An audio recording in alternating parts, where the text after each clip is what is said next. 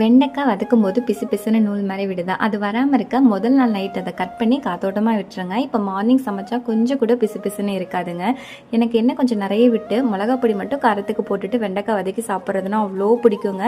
வெண்டைக்காய் பொரியல் எனக்கு ஒன் ஆஃப் த ஃபேவரட் பொரியல்னே சொல்லலாம். ஒயிட் ரைஸுக்கு அதை போட்டு பிசைஞ்சு சாப்பிட்றப்ப அப்படியே சொர்க்க மாதிரி இருக்குங்க. அது ஈவினிங் போல் நம்ம ஹேர் ஆயில தலை ஃபுல்லாக வச்சுட்டு தலை சீவியாச்சுங்க. எண்ணெய் தேய்ச்சி பின்னி போடுறப்ப வர ஹாப்பி வேறு எதுலேயுமே எனக்கு இருக்காது.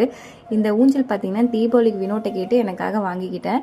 ஆசையாக என்னவோ வாங்கிட்டேன். வாங்கின புதுசில் ஒரே குசியில் ரொம்ப நேரம் ஆடி எந்திரிச்சு நிற்கிற அப்படியே தலை சுற்றிருச்சுங்க. அன்றைக்கி நைட்டு ஃபுல்லாகவே தலைவலியில் தான் இருந்தேன். ஸோ அதில் இருந்து அந்த பக்கமே நான் போகிறதில்ல. ஆசைப்பட்டு வாங்கிட்டோமே அப்படின்னு சொல்லிட்டு அப்பக்கப்போ இந்த ஃபோன் பேசுகிறது மொபைல் பார்க்குறதுக்கு மட்டும் சோஃபா மாதிரி இதை யூஸ் பண்ணிகிட்ருக்கேன். டின்னருக்கு பார்த்தீங்கன்னா தோசை தாங்க பிளான் பண்ணியிருந்தேன். சைட் டிஷ் வைக்க ரொம்ப சலுப்பாக இருந்துச்சு அன்றைக்கி. ஸோ அதனால் வினோட் வந்து ரோட்டு கடை காளான் வாங்கிட்டு வர சொல்லியிருந்தேன். இதை ட்ரை பண்ணாதவங்க ட்ரை பண்ணி பாருங்கள். தோசைக்கு ரோட்டு கடை காளான் வச்சு சாப்பிட்டு பாருங்கள். டேஸ்ட்டு செம்மையாக இருக்கும்.